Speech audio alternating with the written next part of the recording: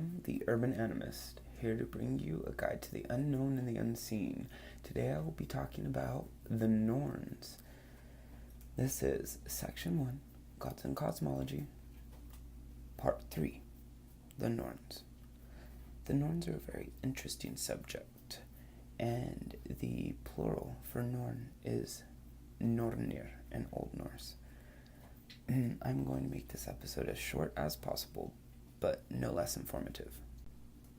There are actually quite a few Norns throughout the stories and myths, but there are only 3 that determine a man's destiny.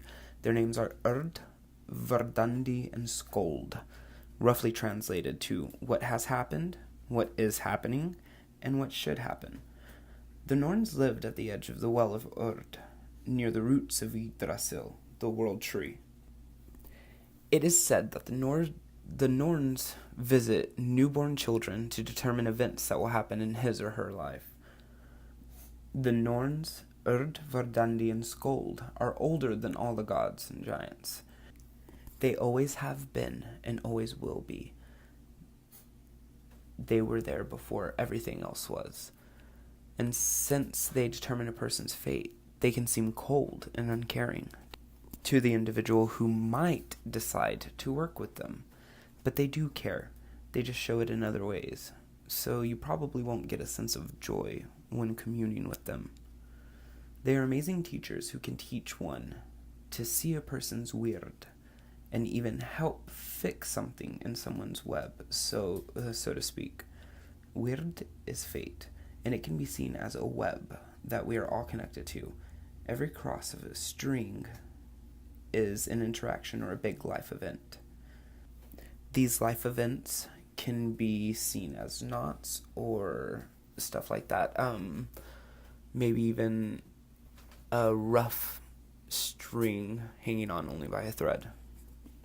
Some say the Norns weave, but what we know for sure is that they carve runes into the trunk of Yggdrasil and its roots to determine the destiny of a man or god.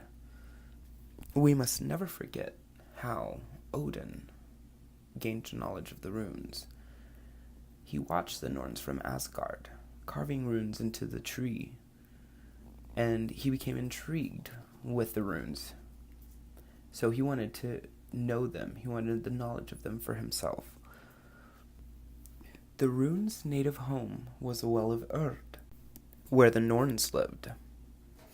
Now, the runes just don't show themselves to just anyone. The person must prove themselves worthy of such immense insight and abilities. Odin hung from a branch of Yggdrasil and pierced one of his eyes and stared into Urd for 9 days and 9 nights. Finally, the runes appeared to him, and he reached down and grabbed them. There is a really beautiful poem in the Volspa, and I really like it, so I'm going to read it to you. Thence comes maidens, much knowing, 3 from the hall, which under the tree stands, Urd, height the one, the second Verdandi. On a tablet they graved, Skold the third, laws they established, life allotted, to the sons of men, destinies pronounced. The gods feared their judgment because, of course, they determined all destinies. I believe that fate is malleable, that you control your own fate, but destiny is set in stone, or carved into the tree. The Norns really like when you dedicate energy to them, and this is what I like to call an active offering.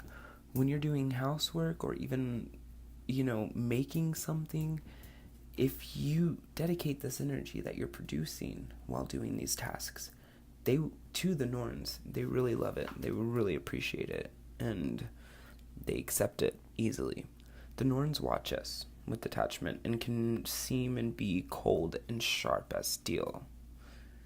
Alrighty, I'm gonna wrap it up for today.